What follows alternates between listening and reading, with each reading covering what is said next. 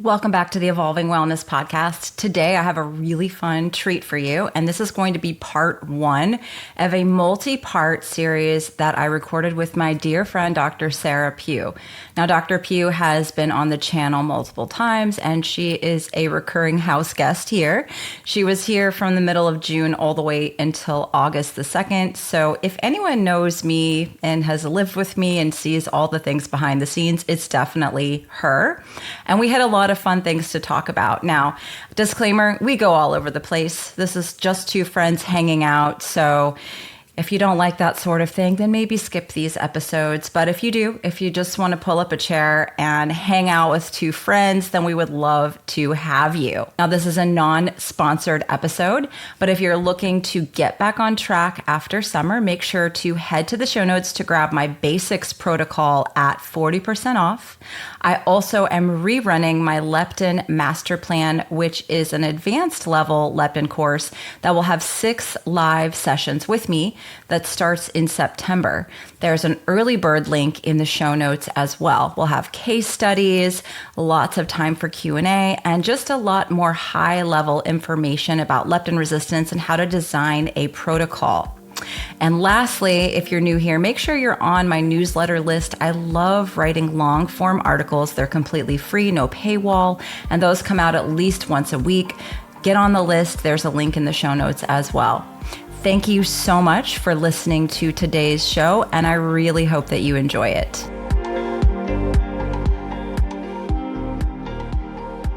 Hello, welcome back.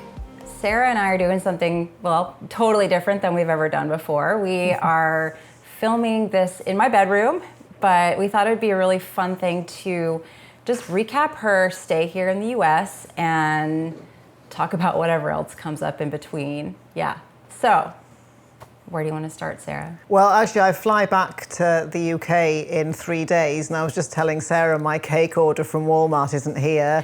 And what it's all about is I wanted to try something really, really American while I was here, and I chose a wedding cake from Walmart. It might sound a bit of an odd thing to be doing, but my stay here in Atlanta's kind of come to a close, and time literally does fly in this house. Yeah, I feel like there's when you come, I feel like there's some sort of a time dilation. Like yeah. It just, because you got here, June the 14th? Yes, to make sure I didn't have jet lag before the retreat. Yes, yeah. And she came, we went to, well, actually my husband and I went away for the first time since Alexis was James's age. James is 2.5. And we went to Miami, and godmother Sara watched after the kids. And then right when we came back, we went to the Return to Nature retreat. What else? I feel like, what else did we do? It's just flown by really quickly. Well, I think it's a lot of it was so much happened with James and his development, because I'm really into talking, if you haven't have noticed, and we were doing lots of new things with him, and I think I really bonded with James this trip. And then I went and learnt some more gymnastics at a gymnastics club, but then James and he's almost riding a bike now. We did all our scootering, and it's just really rewarding to teach somebody that age. So maybe, my quantum skills is like 3 to like 103 of who I could teach quantum biology to. Yeah. So I'm curious, what is so American about a wedding cake from Walmart? Well, I think every single American knows what Walmart is, and I think Sam Walton setting it up was a very important, interesting way of doing business, because we are going to talk about business as well when we chat. And I think every American has heard of Walmart, and people who are not in America know what Walmart is. But I think, doesn't it employ a huge percent of the population here? So economically, it's sort of, we'd call a national treasure. And also I chose Walmart because people laugh at it and say it's horrible or bad quality. So I will go through some of the foods that I tried here, like the freshly picked Atlanta figs. Oh, yeah. And then what else did we have? I think the salmon, we should talk about that, and meal preps, because I was just thinking the other day, when people struggle with weight, imagine if anybody just bought, I'll buy 3 salmons every day and mix in a chicken and a beef, and that's all I'm going to buy, the pre-bought meals, and then just do that for 3 weeks. I really think a lot of people who struggle with questions asking us, how many macros, what to eat and when. So what do you want to carry on a bit about what the True Foods is before people? Yeah, we definitely utilize True Foods kitchen a number of times for meals because it's easy. They've got the salmon, the kids like it, and they don't use seed oils, so we ordered that quite a bit. And yeah, that's a question you and I get often. And I think keeping things as simple as possible, because we did do a good amount of traveling. I feel like we did more than just the 2 trips, but I don't know. It just felt like this trip was so busy. I think we only went hiking. Yeah, we went twice. to Scone Mountain, once or twice. Yeah, we only did twice, and you were here 6 weeks. Yes, and we did a lot of swimming though. Yeah, we did do a lot of swimming. Yeah. I think people get so hung up on the food stuff, and they're always asking both of us, like, what do you eat in a day? What do you eat? And when you're so busy with the kids and keeping everything running, you can't overcomplicate it. And I think just that's a really good option for people, for sure. Yeah, because I don't buy takeaways or anything. Yeah. Or I just like to make my own food from scratch, as people know. But I know we can. Sarah and her hormone soup. That I had to hide from your husband because it had some interesting bits in it from the butchers. And I was going to talk about your meat case in my office. Oh yes, okay. Yeah, that's another thing. The mysterious case of the smell in the basement. The dead animal smell. Yes. I think this is also important because some people are much more sensitive to smells than others. Like your husband's really sensitive to smells. And then sometimes it can be sort of a diagnostic or a health marker because sometimes people who've got MTHFR or detox issues, that for some reason they start to get really sensitive to sound. And I think you also wanted to talk about your tinnitus or tinnitus. Oh yeah, definitely. And for sure, being sensitive to sound, smells is a hallmark of a stressed nervous system. Yeah, just stress in general. And I think that's one theme that we experienced because we did try to do so much, and I did do more traveling than I'm used to, and then I did the photo shoot with. Oh yes. That was stressful. There were a lot of moving parts with that, and I noticed that the month that I did the Miami trip and then I did Carrie's retreat, I had horrible headaches, like really bad hormonal headaches. I just felt terrible, and I knew, I was like, all right, cycle's coming. It was not fun. It was pretty miserable. But this month, since you were here you had to be here for 2 cycles. Yes, lucky me, yes. We went swimming, we ate more regularly, sleeping was better, except for the neighbor disturbance a few times. That's a different story, but it was a lot less stressful. And cycle, I didn't even know I had PMS. I didn't have any headaches. It was so much easier. And so I think that a lot of people, like you're 48, right? I'm 46, and a lot of our audience is women that are in this stage of life, in the perimenopause, in that transition phase, and it's all hormones, this and that, and everything is hormones. And I saw firsthand, like my body is just so much more sensitive to stress and trying to do too much and mental stress than it was, let's say, even 5 years ago. I just can't get away with the same stuff. So that was really like a huge wake-up call. But I think it also is important for men, first of all, for men to understand that the perimenopause is real, but also we should acknowledge that they have hormone issues as well, because your husband's very sensitive to smell, and he can easily be interrupted when the kids jump up and down on the beds at night. Oh yeah. And often we focus on females in midlife, but there's definitely something called an andropause, that men have, and also some men get PMS with their wives. So there's all sorts of things that we're talking about men and women's hormones, because men can have low sex hormones and get sensitive to smells and sounds and things like that. Because back to the mysterious smell in the basement, people will probably resonate with this, that when you're really busy, you can just end up putting things in really weird places, like the car keys in the fridge or all sorts of other things. Well, anyway, I must have been in a rush unpacking my meat, and I accidentally in Sarah's office left a pack of venison in my drone box. I don't know anybody who gets busy enough to leave a pack of raw meat inside. Yeah, it was half-eaten. Of half-eaten raw meat in an empty drone container. I don't know. We could maybe just have people weigh in the comments if you've ever mistakenly left raw meat somewhere in a container. But there's also around, other people resonate. Sometimes there's a trail of food that either you can follow your husband of where they've eaten with the crumbs and the peanut butter mark and things. Yeah, that's true. Yeah. And then there'll be a random piece of like sausage with a bite bitten out, or apples with bits bitten out. So it's really easy to just leave food. But I think it's a pretty impressive, the half-eaten venison. And then what happened with this, I acknowledged there was a smell, and then You bought flowers. I was like, Oh, why yeah, is she buying flowers? Oh, yeah. Why are these flowers are showing up? Oh yeah, to cover the smell. But actually, we needed the flowers for the photo shoot as well. And then your husband just kept going on about the smell, and he thought it was this thing called arse juice that we'd bought, which is basically somebody recommended on Reddit for getting rid of noisy neighbours that keep having parties. And with the arse juice, we were testing it out, and I had to climb up to throw some over the hedge. It got on my clothes. It got on you. It didn't even go. Okay, Oh yeah, so it did go over. We are not gonna litter ass juice into my neighbor's yard. We won't do it. It was like this. I flicked it, and the juice went over. When it got all over your clothes, that was the worst smell I've ever smelled in my. That was horrible.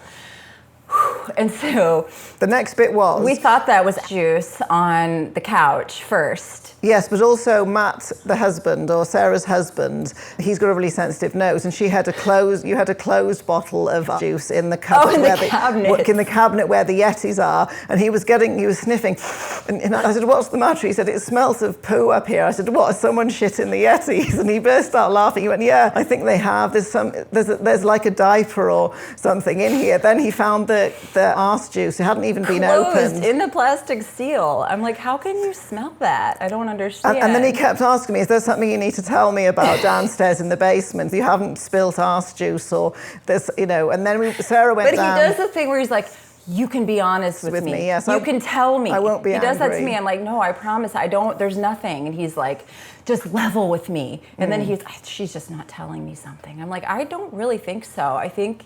So I didn't know. We really thought there was like a dead animal in the wall. Yeah, we did. We had the animal. We hired a dead animal company, so they came and they were like, no. And then the plumbers thought it might be an open vent in the toilet, so all the sewage smell was coming up, and then they thought it might have been a gas leak. But then the plumber, we got the owner of the plumbing company. I found this really good plumber in Atlanta who is the owner. Upshot we'll give a plug for him.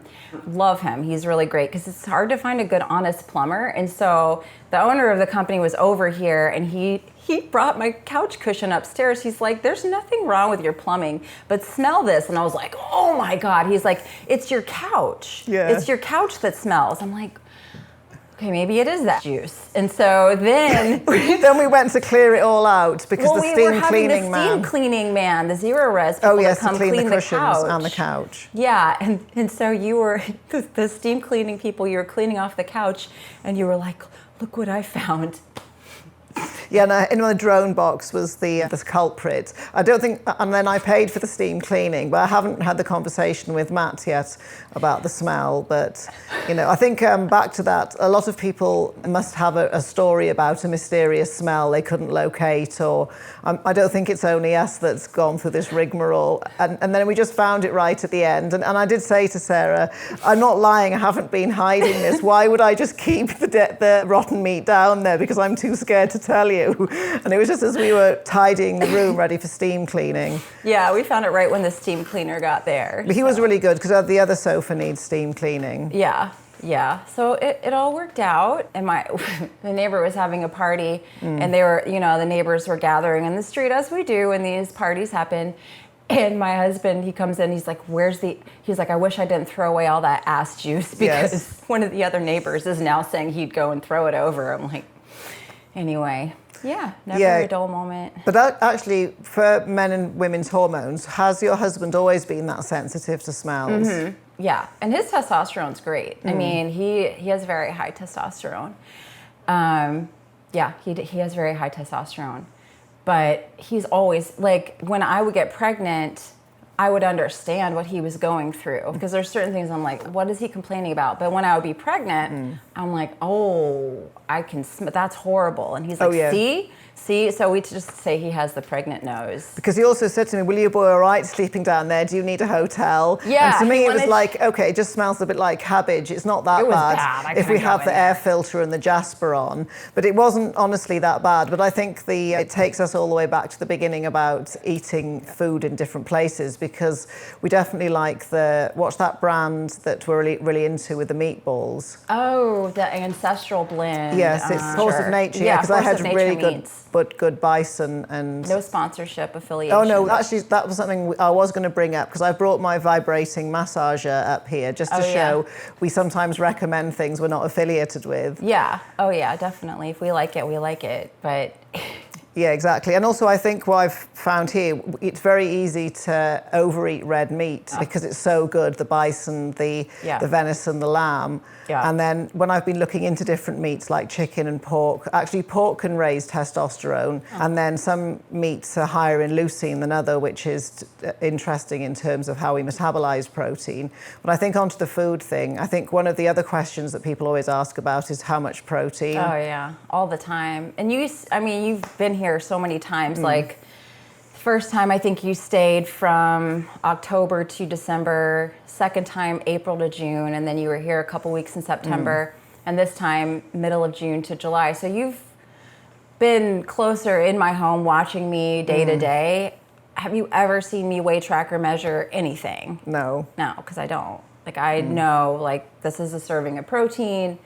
I do have the same breakfast every day. I at least have my breakfast sausages every single day. And it's probably what I've had since you've come here the first time. And also with this morning when I was getting Alexis's breakfast ready, we were worried we couldn't prioritize her protein today because she was off to have some plasma therapy, so she was excited. But even then, even if someone can't manage breakfast, just like half a boiled egg or some bacon, something with some protein in it for setting the body clock. Yeah. But then it's really easy to overeat protein and have a breakfast that's too big. Yeah. Because again, you have to sort of listen to your body. But I think people don't know how to listen to their bodies, though. I think that's a hard thing. Oh, what was that thing that you said to me in the car? I did carnivore all by myself and worked it all out, and I only got sick until I started listening to influencers. Yeah, because my carnivore story, because this keeps coming up and up and up, and we can... Yeah. Maybe we can talk about the sugar diet too, because people feel like they either have to do sugar diet or carnivore. There's no, like, just eat balanced anymore. But when I first started doing carnivore, I didn't have an Instagram page, none of it. It was really like late 2018, early 2019. I just like figured it out, and I did lose weight, and I did drop inflammation, and I did feel better. Like, I took before and after pictures. I noticed a big difference. Then I was like, I did it like 3 months. I'm like, this is kind of hard to stick to. I really feel like I should follow some carnivore influencers, carnivore doctors. That's how the carnivore yogi page came about, is because I just wanted to follow other people. And then I had the page Carnivore Yogi and started getting people following me. And it was a big thing that happened. But when did I start gaining weight and struggling more and more on carnivore was when I started following all these other people and thinking I had to eat ribeyes all the time and thinking I had to just make it a lot more complicated than it was. Now, granted, I still think long-term carnivore is a bad idea, but I really, I just had that epiphany when we were talking in the car that I didn't start gaining weight. I didn't start having issues with carnivore until I started following all the carnivore people online at the time. Oh yeah, definitely, because I often just like to work it out for myself. Yeah. And then, as you know, I go on to post. I don't troll or anything, because we've had some pretty funny trolls about the person when we were talking about... drinking? Oh, it's literally read my mind. Because she was on your page too. Oh yes, about how don't bother with deuterium-depleted water, just drink blood. I mean, and I will eat raw meat, but I just said to you, I replied back, this is why we don't do it. If I take a bottle of blood to the park with all the parents, I'm sure that my reception will be a cop car.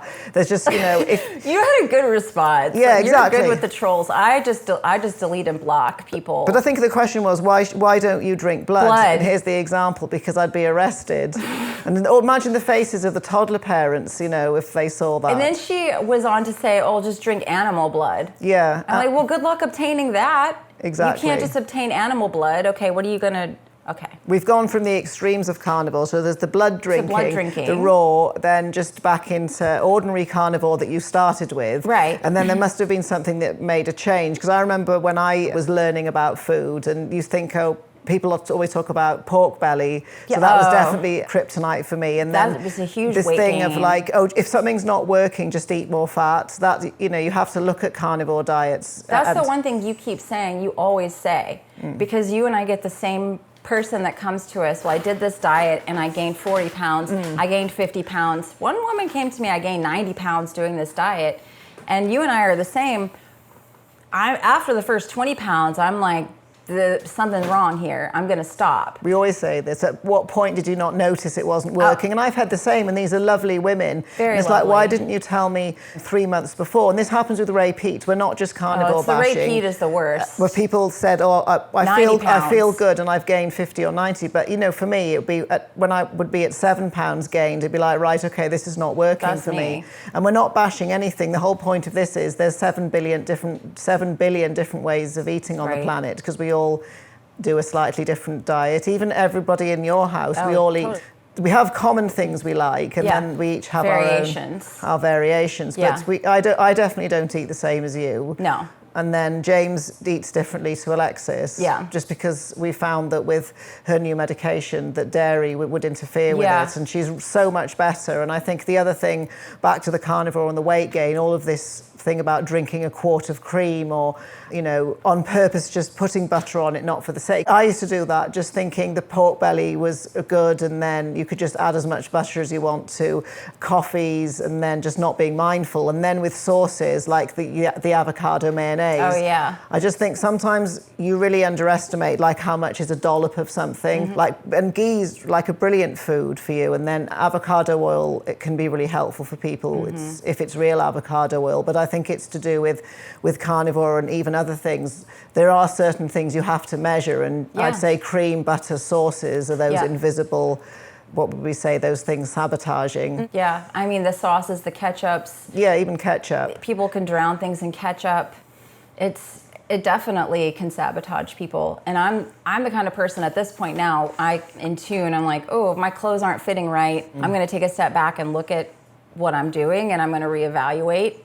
I have not gotten to the point. I've lost all the baby weight when I had my son. Since I had my son, I've gotten down to be actually smaller than I was before I got pregnant by probably about 25 pounds. I haven't weighed, tracked, or measured anything, but some people need to. Yeah, they do. They need to do that for a period of time to understand what the right portion is for them, and so they can start to become more intuitive, like wearing a CGM. Oh yeah, I think that's brilliant. I see so many people now, everything's a scam online. Everyone's a scammer, everyone's a grifter. I'm just like so sick of it, because there are still good people, because I know you. I met so many cool people at Carrie's retreat. Oh, yes. There are really good people out there. Oh, Rusty and Jack Schroeder are great. Oh, yeah. Michaela, Kira, Chris Mitopapi. Yes. Bobby from Blue Light. They all share what great information. Dr. Clinton. Dr. Clinton. There's some really great people online, but then I get it on I'm just like, wrong bitch, move on. I'm not her. When people are like, grifter, I'm like, okay, go ahead, move on. Because there are people that share really good, helpful things, but everyone's lumping them into one category. And I've heard some doctors be like, CGMs are for grifters. You should never wear a CGM unless you're diabetic. You've never seen me wear a CGM, because I don't want to. When I was pregnant, my midwife was like, you can wear a CGM and I'll track that instead of doing the glucose test. And I said, no, I'm not doing that. I'm already pregnant. I'm already feeling stressed out. I'll take the glucose test. So I did the fresh test, which LabCorp offers, so it doesn't have all the artificial dyes and all that in there. And I passed my glucose test, no problem. No problem. I didn't have to wear a CGM. I didn't prick my finger 100 times. But some people, long-winded way of saying, some people really can benefit from wearing a CGM, so they can feel what it feels like when their blood sugar is crashing, or they can feel what it feels like when their blood sugar is going up, staying up for hours. Like, how does that energetically feel in your body? What happens if you happen to delay your last meal to 8 p.m. at night, how well do you recover? What does your glucose look like the next day? What does your glucose look like overnight? Maybe it's fine. The majority of people are going to see a variation when they do those sorts of things. And so I think a CGM can be helpful for someone to just go back to intuition. Same thing with tracking. Yeah, also it can be motivating because you're accountable to something electronic, not a human to tell you off. I like it. Well, that's why I found it really helpful. It's just when you buy one, I can't buy another Lingo here because my phone's an American. I don't have an American phone. But anyway, I think what I was going to say about the CGMs, what it led to was the gummy project and how I discovered that all the sugar-free melatonin gummies are not sugar-free because I was doing a 6 to 7 day fast and I wanted to add in ivermectin, melatonin, enhanced autophagy, and for some reason I just decided to choose gummies, but I was wearing the CGM at the time, so I straight away noticed these are not sugar-free. Yeah. And then there were lots of other gummies I could talk about, the psychedelic ones, but the melatonin ones are not sugar-free. I didn't try others like magnesium or whatever, so that's just a warning for people that RTFL, read the effing label.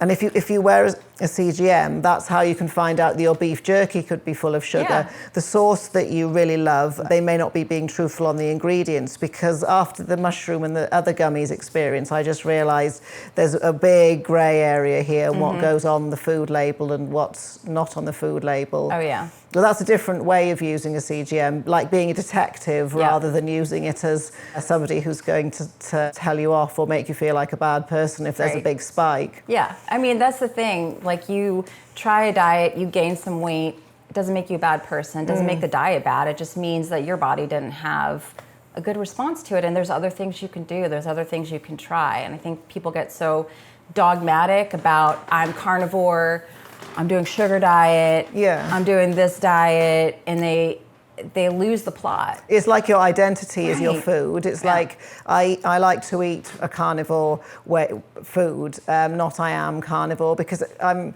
there's so many different things where this could go about manifesting, because you brought up the thing in business about, hey, just being a grifter, but there is a big link between money and wealth, money or wealth and health.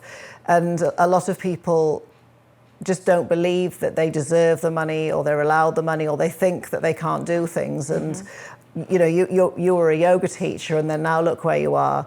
So I think for people shouting grifter at or trolling all the time, the amount of content and time that people put in, and then there are lots of people that battle on, deal with the trolls, build their audience, then they start to do some affiliate marketing. There's all different things, whether it's, you know, people are very familiar with that. And then they build their audience and battle through the trolls, and then they start to make passive income. And a lot of times I've met people who just say, I can't afford these blood tests, I can't afford this. So the people who are grifters and the trollers, you know. I just think when you're trolling, you're doing something to yourself. Yeah. And that's why when I'm online, this year has been really stressful for me, and I think that was also part of my cycle being messed up, was that I had people attacking me. We don't even have to go into that, but it was pretty bad. Oh yeah, it was like there are doctors that surgeons. Yeah, you're a surgeon, and you were my doctor. I saw you as a patient, and you're online making videos about me that are not even true, and that was really hurtful because I was your patient. But I'm not. I'm talking about it, but I'm not going to name this person's name. I will not give this person. I think it's just, I find it really disturbing. Other doctors online just behaving like 13-year-olds, and it's pathetic. First of all, they should be in charge of patients, and then I've noticed some of the trolling is happening when, you know, they should be blocking the blue light and in bed and sleeping. So you were time clocking some of this stuff. But it's also, I think it's all back to, do we do what we say we do? Right. Like, we're always up for the sunrise here. Yeah, we are. Always up. You're really good at, like, I have to hand it to you. If I'm going to do something wrong, it'll be eating a bit too late. But I don't do it all the time, but sometimes. You never see me eating past like 5 o'clock. Yeah, exactly. I just don't. And some people can't do that. Their metabolism isn't at a place where they can stop eating at 5, because they will wake up starving, they will have the blood sugar crash, and they'll feel terrible. But my metabolism is just like, we don't eat at 5. Sometimes I stop eating at 3, not every day. but just depending on my stress levels. And that's a really easy way that I don't have to weigh, track, and measure everything. I get my protein in. And this is an effortless way to just maintain my weight, you know. I actually found recent studies, it was in an email on 43,000 women and other studies, again, just showing how much even just a little bit of artificial light in the evening can increase body weight. And I think a lot of it is about the eating in the evening.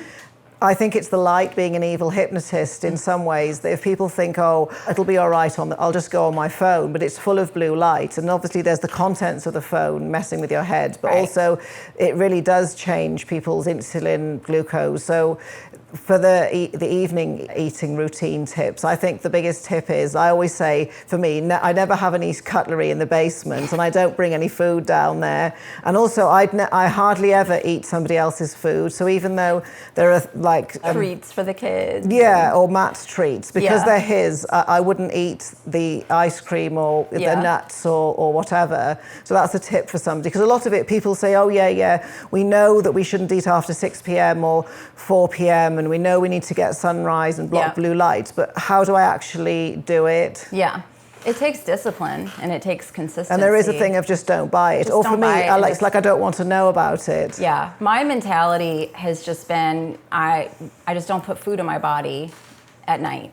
I just don't do it. And that's just my mentality at this point. Oh no, you never have food in the evening. And then also the other thing I think is important for people is that, yes, my weight and your weight changes a little bit, but it comes a time when I'm kind of okay with myself, and also I don't have to go to a retreat or do ice baths in public or do a presentation. So I think there's a natural, and I've got lots of friends who do bodybuilding and fitness modeling, and they never look like, they're really honest on their pages. Look, I don't look like this for most of the year, but then I'll lose some body fat and then look better, but then gain it back again. And I think there's benefits also in getting rid of fat, because you'll release some of your own vitamin D and then some toxins, and then not to be scared about regaining it a little bit for hormones or something, say in summer. Because different women can gain, like I could gain 8 pounds and you probably wouldn't notice, because I gained 7 pounds in 7 hours in Atlanta, but that was because we had like treats, and it was like the salt and water retention and stuff like that. But in terms of some women like being frightened to gain a little bit of weight, that's what I get in my group a lot. Is like, oh, I gained 3 pounds. I'm like, 3 pounds could be water weight. I'm not stressed out over 3 pounds, honestly. And that's just kind of hormone fluctuations towards the end of the month, like that can just happen. It usually will go once the cycle comes, or maybe you've had a lot of salt one day. Maybe you had a bad night of sleep. Yeah, definitely. Definitely the salt's done it, because that's a really important part of the minerals. And then having to live in a hot, sweaty country like Atlanta, because we were talking about skin breakouts yesterday, because mine will a little bit, especially if I suddenly come somewhere and the UV's different. It'll do it for a day, but it's all healed. Or if there's a sudden change in the UV, or I'm kind of sweaty, but I can't wash myself properly. Like if I can't, say you get trapped in a car or something, I'll get a little bit of a breakout, but I've never seen you ever with a skin breakout. And I think different people go through, some people, I've definitely in my group or seen online, they have terrible trouble in the summer with skin breakout. So what are your sort of thoughts on skin and acne? Because I know Alexis went through a phase of acne, and it's pretty way much better gone right now. And I think there's one spot you really want to burst on her face, but I'm that mom. But that's why I brought up acne, because I think Alexis's acne, people coming and getting a little bit of acne because of the sudden change in the UV, people sweating, or people eating different food when they go on vacation. Anytime I've had acne has been hormonal change. Like I can clock it with my cycle. Like I know, I'm like, oh, this is hormonal. And mine, I can feel it brewing. So it doesn't necessarily change from season to season. I feel like my skin even gets better in the summer. I think the sweating and the sunlight actually makes my skin look better in the summer. But I definitely, if my hormones are, I'm definitely in perimenopause, definitely. So some months, like this month was fabulous. And last month was hell. Oh, yes. You got to be around. I know. I got to see be around. The satanic period and the angelic period that you had. What was my satanic period like? That was to do with the retreat. It wasn't the retreat. It was just to do with having to make a talk and then traveling, and you'd done something. You were really worried about going to Miami because I was worried about being a British person babysitting an American house, and I have got a driving license, but I just don't drive here. Yeah. And then it's massive for Matt to leave me in January with the kids. People don't understand how huge that is. It is huge. Yeah, for you to go away. So I think it was the worry of the children, the trip. Then you had to actually do the trip, and a flight can be stressful. I'm sure you have tips for that. And then being in Miami, but then coming back again, and then we went to the retreat. So I think like the next week, like we flew back in. Was it Friday or Saturday? Yeah, because categorically every time I take a long flight, I always get the periods either late or early, whereas my mood was actually really good here. But like you were saying, I think yours was building up and up and up. Yeah. Yeah, I was not a nice person for a little while. Yeah. You hear me like outside, I'll just like yell. She could probably hear me yelling across the house. No, sometimes I just hear, God damn it! But then I've started saying that as well. And then James is talking more. Yeah. And he really likes to copy me because a lot of people say with a British accent, it's quite easy to understand and follow. Yeah. So I have to be really careful what I say in front of James because I'd definitely be like, oh shit. Yeah, exactly. So we have to be a bit careful about words in front of him. Yeah, definitely. I mean, I just don't bottle anything up, honestly. And I got this message. I did a question box on my Instagram like a week ago, and someone's put in the question box, how are you so poised and composed and still put out all this great information and you're a great mother? And I was like, camera angles. Yeah. Like camera angles, because I can be a complete shit show behind the scenes. Like I pull it together. I take care of my kids. I'm responsible. I don't hurt anyone. And going back to the thing about trolling, if someone talks bad about me or shit talks me online, I don't mention their name. I'm not giving them any spotlight. I'm not giving it attention. This podcast is the most attention I've really given any of that crap. But yeah, I will I will have my moments offline. I just don't post it, you know? I don't know, you are really quite a much more control person because it's different because I'm the guest in the house, but you've still seen what I'm like, really. Yeah. And I think I nearly exploded. It was on the day of the photo shoot, when Petal, your dog, who I absolutely love, kept trying to climb in the dishwasher when I was trying to clean it, and that's the only time I lost my mind. And my husband said, I think you need to time out down for 5 minutes because I'd lost my mind. And I love Petal, like I love animals, but I really exploded at her in the dishwasher. There's just so many things. She's never done that before. She just had to do it that day. And I nearly basically did like a somersault tripping over her. And it's like I didn't mean to kick her. It's like it was an accident and I felt bad. But she's the third child. Like she really is the third child. She just gets under your feet. She doesn't mean to be that's the thing. Annoying, but she can be super annoying sometimes. Yeah, so what do you think's different about this period? Because there was the demonic period of that would have been July, and then it was the beginning of July 4th also. Oh, what, like an Independence Day demonic period? It came on the 3rd of July. Yeah, it was awful. It was painful. It was awful. I wanted to hurt everyone. I didn't want to talk to anybody. It was bad. Why was it? We did 2 trips. I flew. Yeah, the flying. I flew to Miami Thursday, and it was a fun trip. I had a great time. I haven't been away with my husband since my daughter, who's about to turn 18, is 2.5.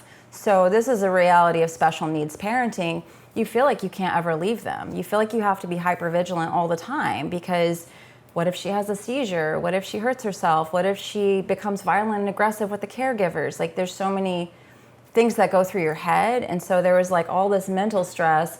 Then you fly 2.5 hours, stay in a beautiful hotel, but still it's a hotel with non-native EMF everywhere. Granted, it was on the beach. Oh, and then I got sunburned. Oh yeah, in the shade. In the shade, I got sunburned in the shade. I know. You'll have to explain to people this because my face. Because this is really important because it's to do with reflection of water. Because I overheard you talking to Sergi and how snow does 60%. 60%. Sand does something like 30. So you might have to exxin about this reflection because that's a real trap that you could fall down and get burnt. Yeah. Well, I'm changing my app. My circadian app is my app that I built with my developer Sergi, who I talk about. And that was when I got the idea to change it so that when you're using the vitamin D timer, you're out in strong UV light, that you can adjust it for the environment. Because I'm in Miami, I'm on white sand, and the sun is so much more intense in Miami because it's such a, further latitude down there. Yeah, something like 25th or something like that. Yeah, and I'm here on the 33rd, which I'm pretty well adjusted to. You don't see me out there 6 hours a day. I get my sun and I come in. But I was out on the sand and I was under an umbrella and I was reading a book. I was just like, I was living life. I mean, this was reading a book, no phone, no children, nothing, just like chilling. I'm so happy. My husband comes down. He's like, you need to go inside.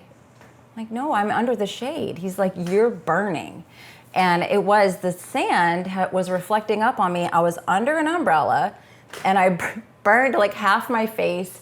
My neck, it was like all streaked in. I burned half my body was like sunburned, pretty bad. I was peeling when we were in Tennessee for the retreat. Oh yeah, because I definitely don't think sunburning, when it peels to the point of peeling, is any good. Maybe if you get a little bit of a erythema, that's kind of when you go red. And I've thought I've burnt, but I haven't burnt for a long time. But when you actually burn and peel, but I think it normally, say if I was out there, because the UVI can be crazy, I take a shirt and a hat, and I'm preparing. Shade, yeah. I think I know, right, you're out in the Georgia sun or the El Salvador sun or the middle of the sun in the UK, and I can feel it, whereas when you're in the shade, you feel like I'm safe. So I think this idea of the reflection factor is really important, because people also get sunburnt from the snow when they go skiing in the middle of winter. That's a 60% increase in the UV index. So we're adding that into the app right now. I'm having him build it out so that people, when they're using the vitamin D timer, they can press a little button that says environment, and it'll say snow, sand, water, reflective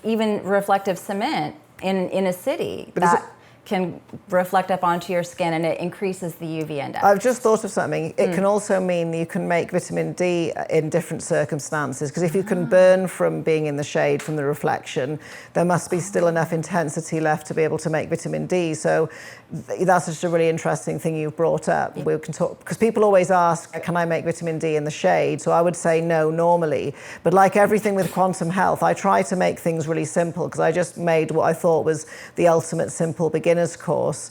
But there's something that no matter what, there are always the questions that people ask, like, can I get sunburnt? Can I make vitamin D in the shade? And we would say normally no. But now we know about the reflective factor of snow, sand, that yes, under some circumstances, I think people could. Yeah. I think that's one thing I learned this summer the hard way, is that you definitely can get burned in the shade. I mean, And also back to lots of things we talk about in private, like we sort of see what's trending on Instagram. And there was that day when there was the post, if you take 50,000 IUs of vitamin D, it's a weight loss supplement. And then we were saying first of all, I pulled out some papers, and one of them was a mouse study, the other was a theoretical hypothesis of how leptin and myostatin and vitamin D could work together. I did an article on that study. But then I think we were talking about how it's just not one thing. That would unbalance vitamin A, and there's so much more to this. And we had quite a big discussion about it, because you definitely retaliated, because I wrote a post or two posts about how it's much more complicated than that with body weight. And that's the frustrating thing about social media. Not only are you dealing with the crazy trolls that you just try to ignore, but the information that people put out there, who I think some of them are grifters, because I'm like, let me just dig into this post. Oh, I'm selling a vitamin D supplement. Oh yeah. There it is. Boom. Okay, so now we're going to tell everyone they're going to lose weight by taking 50,000 IUs of vitamin D for 6 weeks, because the study was done on male athletes for 6 weeks. Short-term study, male athletes. Was that the one that wasn't it something like about 5 male athletes? Because there was, the one I found was, like I said, the mouse or the theoretical study, but there was one on just men, and 6 weeks is a short period, and I don't know how many were in there, or whether there was even a control group. But then I said to you, loads of people in the UK take vitamin D supplements, and there's an obesity problem there. So clearly it's not a magic weight loss drug. No, I think it's like everything's nuanced. There might be somebody whose vitamin D is 6 nanograms, and that will be a circumstance just to get it up a little just to bit. bump it a little. To supplement might be okay, but for other people always looking for the new hormone, the new supplement, the new injection, the new peptide for weight loss, sometimes they just don't want to face the fact that maybe they're... You have to change your lifestyle and your diet. Yeah. There's no way around it. That's what I'm so frustrated by when I see posts like that, and then of course everyone's commenting link underneath the post because they want the vitamin DK2 supplement that this person is selling with their affiliate link, which I'm not hating on. I have affiliate links. I'm not gonna lie. Everyone knows that. I'm very transparent about it, and it supports me. It supports my family. It helps me keep doing stuff like this where we have these conversations that I'm hoping are helpful for people. Exactly, but also we just spend so much time trying stuff, and I've spent so much money in Quest, and you've sourced out so many really brilliant products, because every time I come there's something new to show me, and it's not like you never try to sell me it because it doesn't benefit you. If I want an Axiom, I can just go home and buy one myself. It's not you trying to sell me one. I try things out for a really long time though before I put it out to people. Oh, I know. I want to make sure, does it work? Are there negative side effects? Is it really just way too expensive for the average person?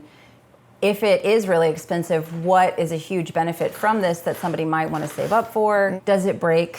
Does it continue to work? Yes. I mean, there's so many, I try to go through a quality check with things. And I don't know, I'm always, I decided to take time off from doing my regular filming of the podcast for the first time in 5 years, because that was part of we were talking about the really horrible cycle that I had. Oh yeah, the demon cycle. The demon cycle. The demon cycle made me decide I needed a break from podcasting. Yeah, I kept telling you that I was worried and you needed some time off. I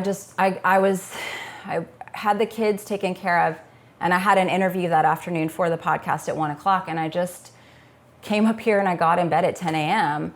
And I called my producer. I'm like, I can't do this. I don't know what to tell you. I can't record today. I can't record tomorrow.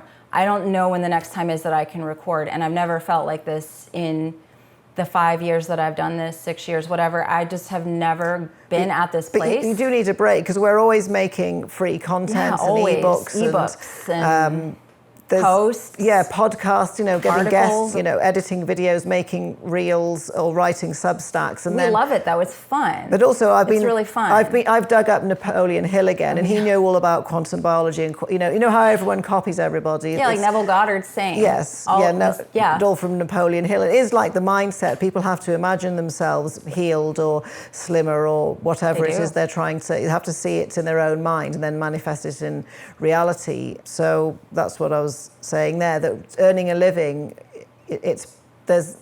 money is an energy, and it's something that if you don't offer something of value, people are not going to give you the money. And like I say, I test out everything. I probably have equal affiliates to you, just different ones. Yeah. And it's just something, some of the companies, we know the CEO, and they've come on our podcast and really delivered value. Yeah. And also, I just don't think there's anything wrong with running a business. No, that's the thing and when you're on someone else's page, and maybe they are a grifter, because they are out there. Like I said with that vitamin D post, I was like, oh, this is just dumb. But okay, fine, go ahead. I'm not gonna go troll that person. I'm like, go do your thing. I'm not involved. That's on you. But when you are doing, again, when you're trolling someone, when you're making videos about someone, when you're putting that negative energy out there saying, you're making money, guess what you're doing for your ability to do that yourself? You are blocking that energy flow from you.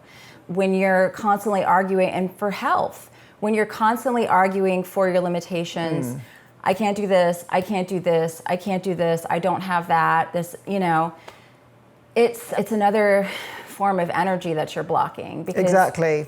And fear and jealousy or envy mindsets drain charge and energy. So it's just back to this, the less charge you have, the more you're going to go off and find other ways to try and make energy. But I completely agree. We could do a whole podcast all about metaphysics, and people would be fine with it because of telepathy tapes and Alexis being telepathic. And then we talked about the time vortex in this. And then I was telling you the other day, by accident, I found an interview with Cynthia Sue Larson, and she wrote the book about quantum biology and time time jumps and people who were about to be run over, like me in the US, and all of a sudden I was just in a different place and the car was in a different place. Yeah. And this has happened to lots of people when they've just had little time jumps. And like you said about the time vortex here. Yeah. Well, anyway, yeah, Cynthia Sue Larson was back on, and this time she was talking about sort of things like transhumanism and where everything's going. But then it was also that in like a parallel reality or universe, all these different outcomes can happen. But then she said people just need to really understand, she's a physicist, how the link between mind and matter, it's real. It's light is just slowed down. Yeah, matter's just slowed down light or charge that's gained inertia. So the thoughts can actually create. And that's where I think a lot of people still don't get it. And I'm like not trying to act like I'm perfect because I screw up. Oh, you yeah, hear so me do like I. cursing, screaming, I don't bottle it up. My husband bottles things up. I don't bottle things up. I think it's about doing everything from the heart. You know, like I help you and Alexis because I just like it. And then with sharing content, I generally do it from the heart. And then I think isn't there that equation? You have to sometimes provide £1 million of value to get 100,000. That you know, giving out, you know, with all the stuff that we give out for free. I was saying to you yesterday, with your giant e-library you're making, all your ebooks put together, I bet somebody will come along, swipe it all, and make it into a $5,000 course. See, the thing is with that, because I get copied all the time. And it's like to do with offering value that, you know, we do actually give a shit about people. And sometimes when we're snarky, it's because we're worried or we have to protect our own time as well. But I'm human. I get frustrated sometimes too when I've worked really hard on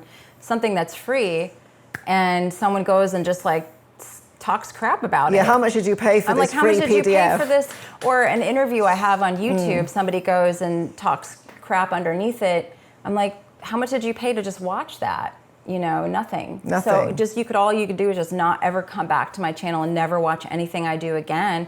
Won't hurt me, won't hurt you. No hard feelings. Yeah, absolutely. And then doing things from a seat of love with the intentions of others, not just your own. And with trolling, it's just the complete opposite of that. It doesn't benefit anybody. No one's going to read the comment, and they usually don't have any. And they're just actually harming themselves because this thing about negative energy, there's so many different ways we can explain it. And just simply, as Napoleon Hill was saying, we want to have more positive thoughts than negative ones. And you can mess up and you don't want to go down a spiral of thinking you've ruined everything, but you can turn it around. You've actually reminded me of something else we were talking about. You know, that time when you nearly had a glass, or we were teetered with the glass of wine. Oh no, I wasn't going to have the glass of wine. Didn't we for a nanosecond? I was wine. It was wine tasting at the retreat. And then you said, well, maybe I could. And then it was like, then I thought. Then I was like, what? I might have automatically said, oh yeah, that'll be okay. Then in my head it was like, no. You did say that would be okay. And I'm like, no, it wouldn't. And then I don't know what I've been thinking. And then afterwards I was just thinking, actually, if you'd have got a glass of wine, what would I do? So now we're talking about addictions and how some people actually enable their friends and family with food. Or they pretend, oh yeah, you know, you're fat or whatever, and then buy you cake. Right. But then I think this thing about tailoring in, like zooming into food addiction, alcohol addiction, because the reason I brought this up, you are really controlled with food, but then we haven't had a drink for goodness knows how long. But do you think you'd be able to control the alcohol as much as you control the food? I don't want to try. I don't want to open that door. Yeah. Because I've told you this, I went 4 years without a drink. And I got to this place of just kind of being like, well, maybe the whole reason I became out of control drinker was that my daughter, you know, and her special needs, not being able to work, being, you know, just things were hard. I became a stay-at-home mom after having a good corporate job and liking what I did for a living. And then I was at home with a special needs daughter, and I started drinking. And it got out of control. And so in my mind, I'm thinking, I've had 4 years with no alcohol. And things are stressful, things are hard right now. I'm just gonna have a glass of wine and no one will know. It's not gonna hurt me. That's the key thing. If I knew or we had it together, I'd know. Whereas the whole thing, if you went off and had, I'll have a glass of wine and no one will know. I think that's like different about being open about hiding food or eating food openly in front of you. And if we're gonna be naughty, we all sneak off and do it in secret. In secret. And when you think I'm gonna hide this, that's when it's a problem. But for me, when I had that glass of wine, it turned into a bottle, of course, the first night. And then I thought, oh, okay, I'm not going to do this again tomorrow, because that was clearly a mistake, because I thought I could just have one glass. I had the whole bottle. That was definitely a mistake. And then I did that every single day for an entire year. And so, and I had to get help to stop. And now it's been almost a decade of not having a drink one day at a time.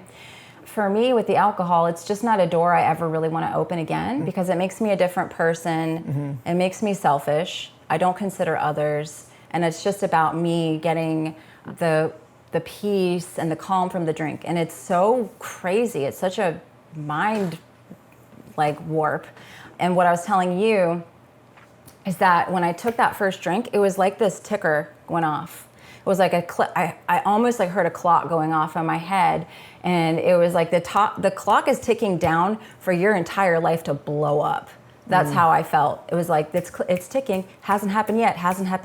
Why don't you try a little bit more? Why don't you have a little bit more? Why don't you do this? Why don't you have that? And then start playing all the old games and hiding the bottles and driving the bottles to the dumpster, and doing all the old things that you're doing and drinking in the closet. And it all went right back to where it was within about a week it was like that 4 years had never happened. Food was my original drug. Food was the first drug I ever abused. And it was like I had a pretty dysfunctional childhood. I've talked about that in various places, of my dad dying of AIDS when I was young, and him running off to Miami and deserting the family, and then my mom getting cancer and almost dying. And it was just a lot, we didn't have any money. And food was my best friend. And so I abused food, and I had a really bad binge eating disorder, really bad. And then I found... I think you've told me some of it, because I didn't do the binge eating the same as you, but I used to the thing about stealing other people's food, wasn't it Jenny? Roommates, my poor roommate Jenny, who, God bless her, rest her soul, she passed away. Oh, really? How come? She had lung cancer. Oh, so she was just like a housemate, or what do you call them here, padmate? Or she was a roommate. A roommate, a roomie. And everyone who with food have always eaten their kids' Easter egg or whatever. But I remember you said you used to steal her food. I would steal her croissants. And her wine. Her wine, because we didn't, back in the day, Georgia, the wines, the liquor stores were closed on Sunday. Oh, right. And so I would really want wine on Sunday, and I couldn't get it unless I was going to go out to a bar, and I didn't want to go out to a bar, but Jenny would have some, so I would just drink all of hers before she got home. And we passed out in my room. This is something we've talked about before, because I obviously, of course, said, well, why did Jenny die? Or did she smoke? Or was she stressed? Or she smoked pot. She didn't smoke cigarettes. Oh, right. What, just weed in tobacco? Or okay. She smoked a lot of weed. What, because you can get them in pens and just the leaves, or did she mix it with tobacco? I don't know. After she moved out, she was sick of my shit. She moved out. Well, because of you stealing her food and her wine. Yeah. She's like, I'm done with this. This girl can't control herself. I'd always replace it. I'd always pay her, replace it, give it back. But it was like this stupid thing in my head of just, that's why I don't want to touch alcohol, because I become this person that doesn't give a crap about anybody else. And that's not who I am. Yeah, exactly. So you gave a crap about Jenny and her food, but then what were you saying? Did you think it was the weed and the smoking she must have been young though? She's 39. She died right before her 40th birthday. It was really sad, because we're really close in age, and she passed right, but she was really close with Anna, my younger sister. Oh, right. Yeah, that's how I knew Jenny, and she needed a place to live, and I had a condo, and I needed a roommate. It's even worse, so you stole your sister's friend's food and alcohol. She hated, she didn't like me after she moved out. I did make amends to her. After I kind of got through my alcohol stuff before she passed. I was able to make amends and say, I'm really, really sorry for being a complete inconsiderate... A GFC. A GFC? What's a greedy fat. It can be lots of things. It can be... You have to say it, because in the British accent it's better. Because I started the GFC, my friend Big Andy, he would say the greedy fat C word, but it can also be the greedy fat cow, because we in Britain love to use, you silly cow, as an insult. So anyway, with my friend and things, if I ever do something and say I go something slips diet-wise, he'll bring up the, don't be a GFC. Yes, and I can say it in front of people, and I change the C to whatever. But I think it's something you can laugh. I can laugh at myself about the stuff I do with food, and it's nothing bad. But I can relate to so many things. Of I didn't steal the chocolates. I actually bought them for you, and then your husband, who apparently is the healthiest person in the house, he ate all of Sarah's chocolates, and he left 3 in the bag because I just think it's better eat it all and get another one. Or just eat all of them, and they'll probably forget that they even had them in the first place. Yeah, because I was like, I want to have some of my chocolates. And then there were just like 3 left in the bag. Because I thought it was only me that ate the keto bark and the chocolate, because Matt's the healthiest person in the house. It came up from when we were talking about influencers not being genuine. We will move swiftly on. But then with him and that candy eating, it was like a day after, and even I've never done that. I might take 2 of Alexis's keto chocolates. We haven't had any for a while because I think, what was I saying? He finds all my They're stashes dangerous, and then he eats insidious. Them. I'm like, okay. Yeah. We were enjoying that conversation so much that the camera actually ran out of memory. But the good news is that part 2 will be coming very, very soon. So make sure that you are subscribed if you're listening on audio only, or if you're on YouTube, to the YouTube channel, so that you can catch part 2 of this episode with Dr. Sara Pugh. Now, I hope you've enjoyed it. My name is Sarah. This is the Evolving Wellness Podcast. And make sure you head down to the show notes if you're interested in learning more. I have a free newsletter where I write long form content every single week. I also have 40% off of my basics course, which you can take advantage of today. That link is in the show notes. And if you are an advanced learner or someone who really just likes to dive deep into the science of circadian biology, leptin, quantum biology, deuterium, and all the things, my advanced practitioner course is still $500 off early bird for a few more days. Make sure you head down to the link in the show notes to check that out, and stay tuned for part 2 of this really fun conversation. Thank you so much for watching.